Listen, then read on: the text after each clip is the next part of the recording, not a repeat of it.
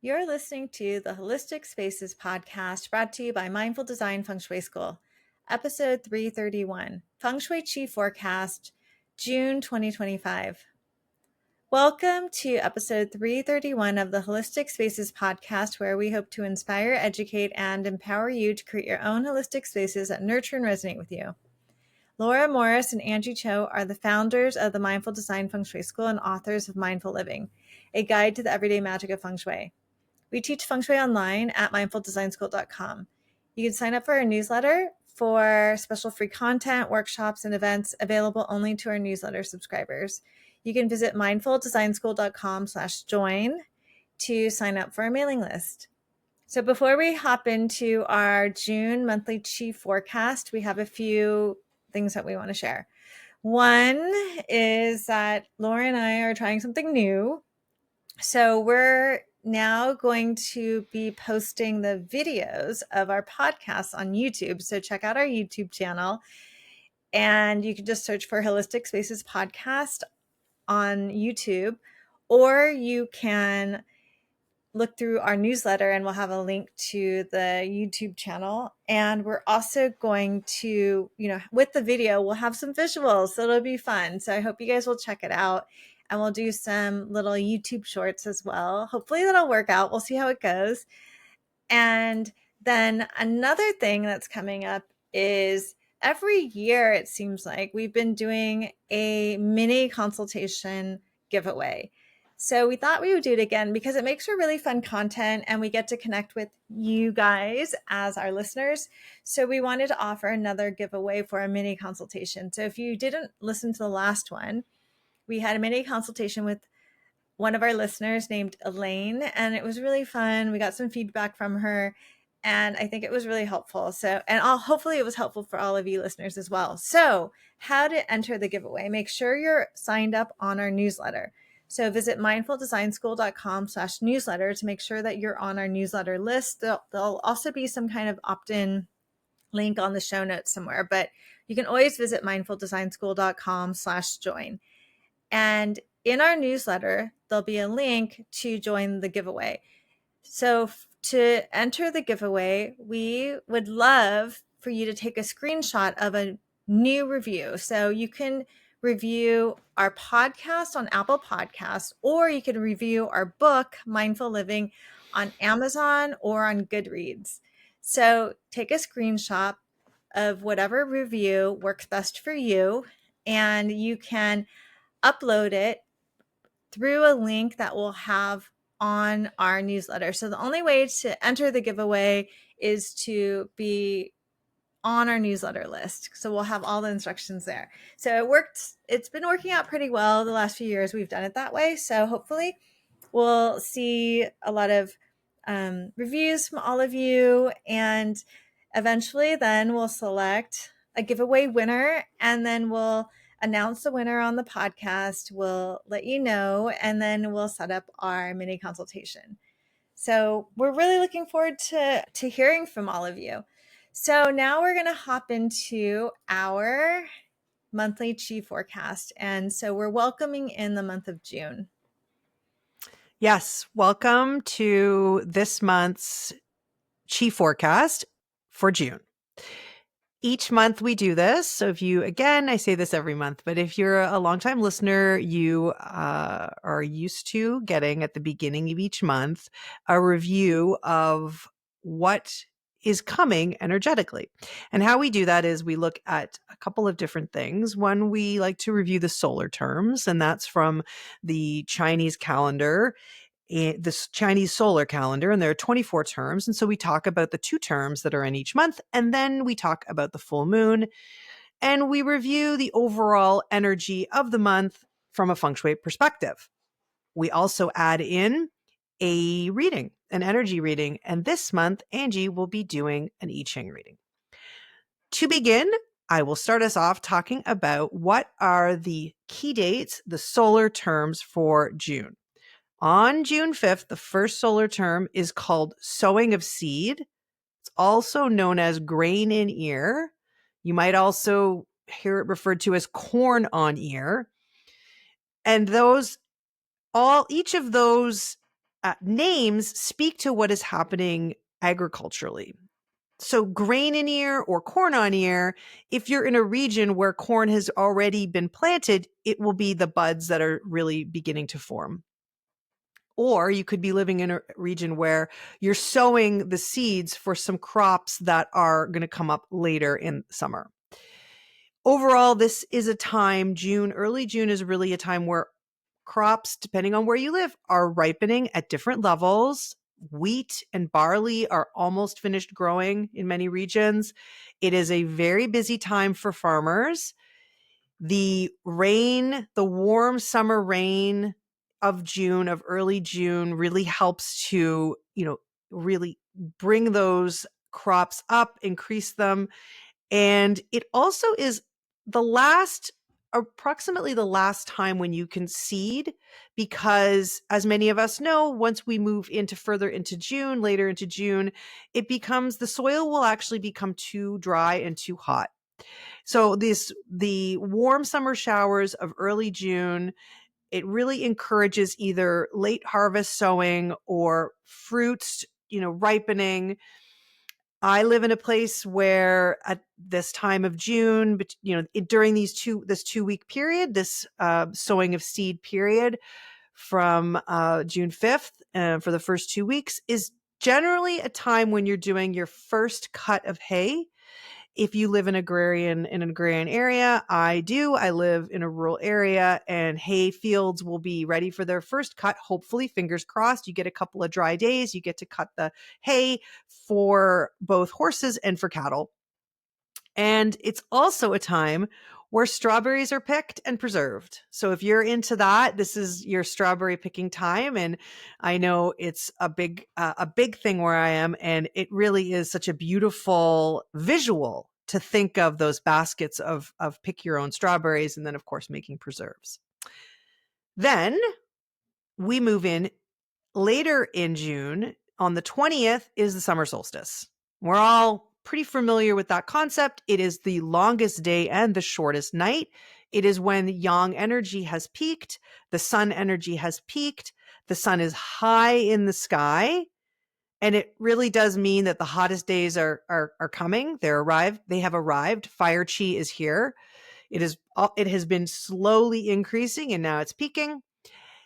Different climates will have different plants that represent this time. So each of us will have our own, visuals for what that means, that hot, bright summer time that we're moving into. It is also a time for midsummer festivals across many cultures. I don't know how each of you celebrate this time, but, giving some thought to recognizing this. Of course, Angie and I will be doing an entire episode about the summer solstice. And so we'll share some other really excellent ways to use Feng Shui as an inspiration. But, you could simply watch the sunset because it's obviously going to be out. You'll be out quite late. You can light a bonfire, when it's quite later on the night. And or you can embrace water, with oceans or lakes. So there's lots of different ways that you can celebrate it. Summer solstice is really that time when the sun is the highest point, and it almost appears to stand still in the sky. And it is this time to celebrate this longest day and this midpoint of the growing season. So we're halfway between the planting and the harvest. So it's a beautiful time to at least acknowledge it and recognize it. And the full moon for June will fall on June the 11th. And historical names for the June full moon are strawberry moon, which is lovely because it makes total sense given what I just said earlier. And rose moon is another name for it, or hot moon. These are a little less common. Strawberry moon is the one that is the most common historical name. And it's nice to think of this full moon as being a counterpoint to all this fire chi that's happening. So as that sun stays in the sky the longest, really peaking in this month, the full moon is that, counterpoint, that yin to the yang, right? Because moons are yin. And that full moon yin energy is a really interesting concept to think about, if you on June 11th, if you want to, go out and gaze at that moon and really think that it's a really interesting balance of being in the peak of fire, peak of yang, but also experiencing this yin energy that the moon has to offer. And you can also use the moon, the entire moon cycle, really, but the full moon is a nice way to see what has been brought to light for you. Because when you're in a fire energy season or any kind of fire chi, it really does have to do with revealing, with bringing things into light, clarity. So, maybe asking yourself, like, for this month and for this full moon, what is coming up for me? What is being brought to light for me? And now, Angie, Chinese zodiac. So when we look at our chi forecast for each month, we also look at the Chinese calendar as well. And actually, the solar terms are part of the Chinese calendar. And another part is looking at the Chinese zodiac. So June is connected to the animal horse. So it is a fiery horse month. And that means that for those of you who are born in the year of the ram or tiger or dog, it's a more supportive month for you because your chi is more compatible with the horse energy.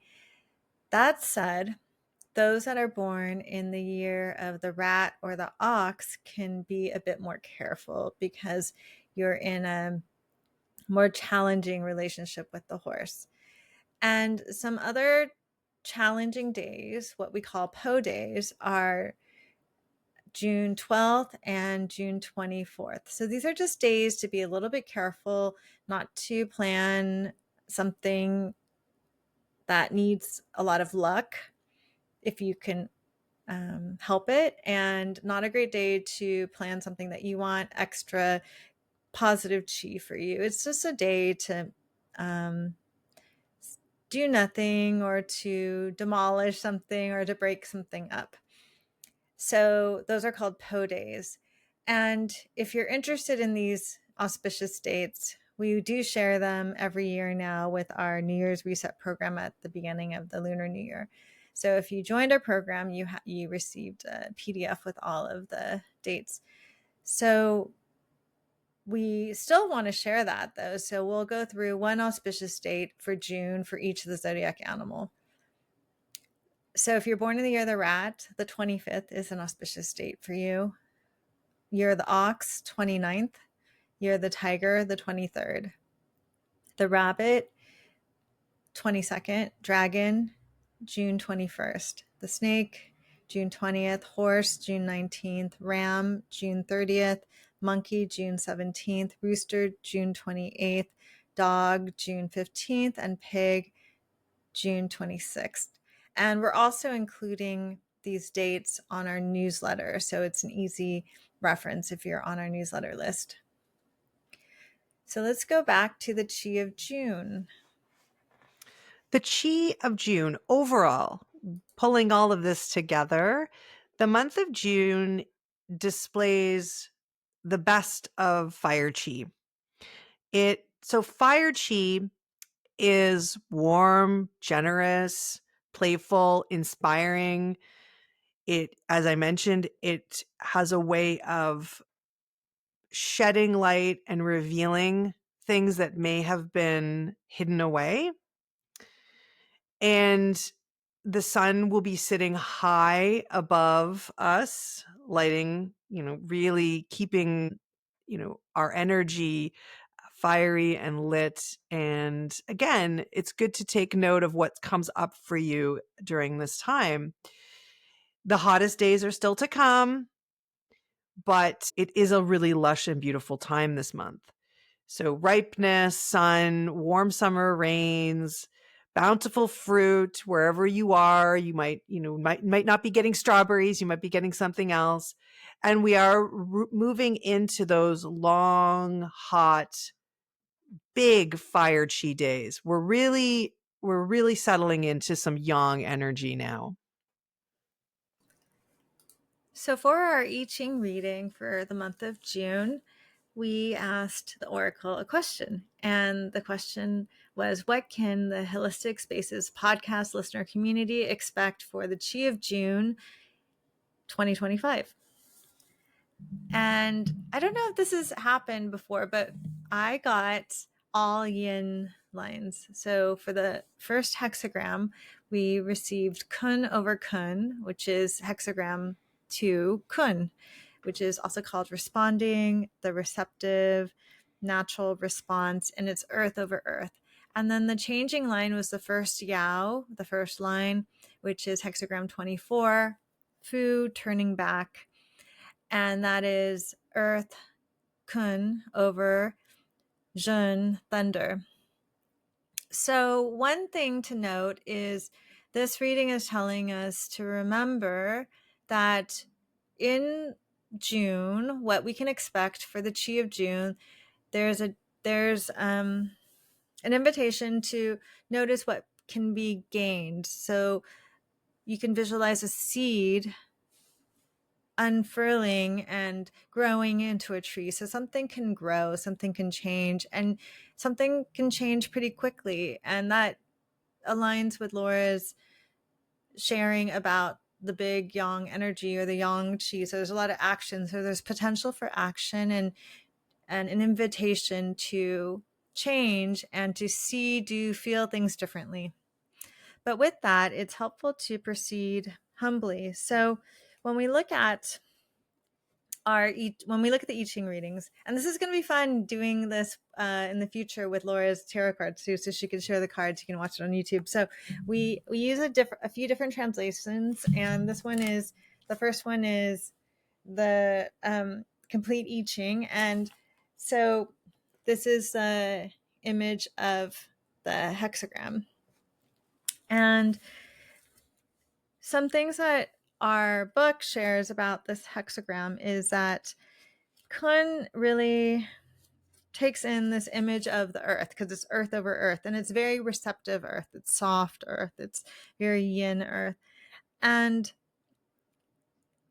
according to its nature, kun itself can't create or develop, which is interesting because there's also this invitation of something can grow. So we have to notice that there's potential, but there's a potential in the chi this month to grow, but you can't do it alone. You can't do it on your own. And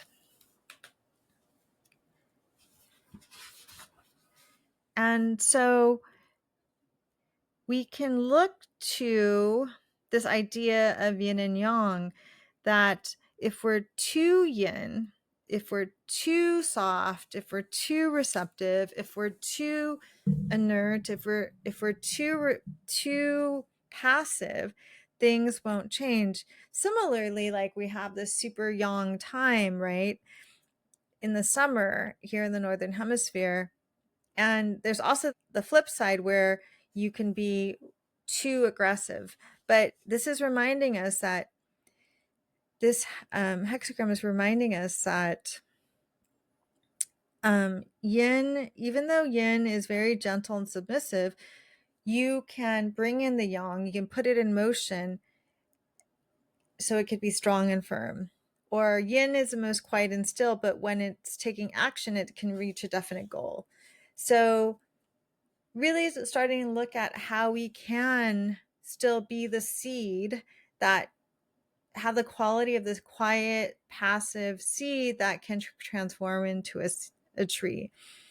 And that you can still embody both the yin qualities and the yang qualities when you are moving through this month of June. And the other translation that I often refer to is called the I Ching workbook. And this one shares that this time, June 2025, is a time to focus as well. And that nature is responsive and receptive and very yin. And there's a power that lies in following the natural response to things, to notice what the cycles of nature are, or the laws of nature, or the way that things unfold around you. So there's an invitation to, yes, focus in on receiving teachings from the world around you, but also not to forget that there can still be action involved. And then this has that first Yao that changes the hexagram into hexagram 24, which is called turning back. And so with turning back, some of the translations also call it returning. There is a possibility for the outcome to return back to another cycle of your life. So with the invitation to review and respond and to notice what's going on around you in the cycles around you, see what you can go back to, what you can return to, and the path that leads you back will actually begin to renew you and help you to grow and heal. And see, when you review things and go back and return back a little bit, you can actually find a path maybe that you had neglected, or a path that you passed over. So there's an invitation to return back to a different time in order to get a new beginning. So often we think we have to keep moving forward. But this second hexagram really invites us to create a change by reflecting upon our situation and our environment and the cycles, and going back and seeing what we can learn from that. Laura, what do you think? It's interesting. Yeah, you've got a lot of yin energy in a very young time. So Mm-hmm. when you did this reading, it's for our listeners to sort of see what may be coming up for them that they can look at. And so there, and that double earth over earth really does have to do with being peaceful and not, and trying to go with the flow and trying not to push, and being receptive and being open and all these lovely things. And that is actually very similar to energy, like what I was describing for the full moon, what that yin energy. So in, again, very much a reminder that within this very peak yang time, it is nice to meet it with receptivity and with more yin. But the Yao and the change to Fu, or to turning back, or to return for hexagram 24, I thought that was really interesting, because you're changing that earth into a thunder, which is it's growth, right? It means, almost like a spark. Well, it is a spark. It's like the spark, the starting of something. So, through being receptive, through balancing, through kind of going with the flow, embracing, what is being offered to you at this time right now, you can perhaps ignite a spark, which can also, it's about rebirth. It's about a new start, a new beginning. And I just thought, I really like the idea of so you've imagined thunder underneath earth. It's like something is stirring, something is starting. So, through, generally when you get the first hexagram you got is sort of, okay, where are we at? What do we kind of have to do? And then where are we going if we conduct ourselves the way that we've been told here, humble, receptive, all those things that you had said, Angie, we will get to this, hopefully this potential for this spark, for this new beginning. And if I can tie it back to what's happening overall in the month, you can use the full moon time, or even the new moon and the full moon. You could do a cycle if you want. You could use the summer solstice at a time, so they've got these things within the month that maybe you can sort of examine and see where that spark might be for you. Mm-hmm. Yeah, and it could be as simple as like an invitation to return back to the last solstice. Mm-hmm. So it could be the winter solstice or the summer solstice, and see what can be gained. Like, what is that seed that can grow into a tree, and what is that spark underneath, the thunder underneath, that can create some change. And it might be something that, again, you've always overlooked. So let's see, how would we apply that to like a more practical feng shui application? Well, you could look at the guas that are associated with it. So we know that I don't think you need to work in the guas that are associated with fire because you already have a lot of fire going on. So I would not do more fire. And I would wait to do the water stuff because we're not quite in those hot times. So maybe the idea is to work in that earth, which is kun, the kun area, because you've been given the signal that it's a kun over kun. So it's double kun. Maybe working in kun, which is, it's not only relationships and partnerships, but it's also, of course, self-care, looking at yourself, loving yourself. There could be that. And then, of course, there's the new beginning area, which is jeune, which, so you could work in both of those areas of being really kind to yourself, but then also seeing what's stirring and what you want to spark. And it's interesting. This came to mind, and it might be a random story, but we went on this truffle hunt, which is in Italy. And the truffle hunters have a belief that in summertime, if there is not a big thunderstorm, like thunder and lightning in the fall, you won't have as many truffles. And they've proven this year over year over year. And there's something that has to do with the, I don't know what, science, that when they have a big thunderstorm, lightning in summer, earlier in the, sometime when it's nice and warm in summer, they will get the white truffles and more of those in November. So I just thought, as soon as you were saying, like, I was picturing like soft earth, and then this idea of having this storm sparking this, like, and white truffles are worth a fortune, they're really valuable. It was just what came to mind. It's just kind of a random story, but I mean, there's something there, right? The idea that thunder is more than just a noise. It's more than just, it really truly is a spark of something new, some new beginning. Yeah. And, to make it even more like practical for the super practical listeners, maybe you can look in kun. So if you don't know where kun is, that is the pink area of the Bagua map.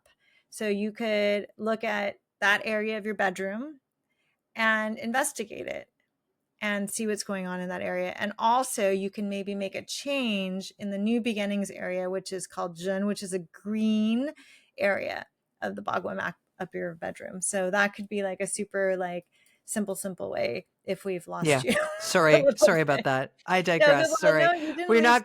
You're not gonna all want to go plant truffles, because I guess that's just not really accessible. No, that part wasn't out. No, it's like the other stuff. We like to always give you a practical aspect too. Yeah. And I mean, as Angie said, and even to like give you like rose quartz is such a great embodiment of kun energy, because it's an earth object. It's from the earth. It's pink. And then, of course, jeune is going to be your plant, a new plant, very simple things. And you know what? You actually don't even know. I'm going to take it even one step to simpler. You actually don't even need to put it in those areas. What if you just got a new plant and those two things embody both of those guas, and then you just brought them closer to you, maybe in your bedroom or something like that. Those two elements. A new plant with a piece of rose quartz. Well, we hope everyone enjoys this beautiful month of June. Thank you so much for listening to our podcast. And you can tune in every week for a new podcast episode. You can also watch us on YouTube now. If you like our podcast, please share it with others, subscribe.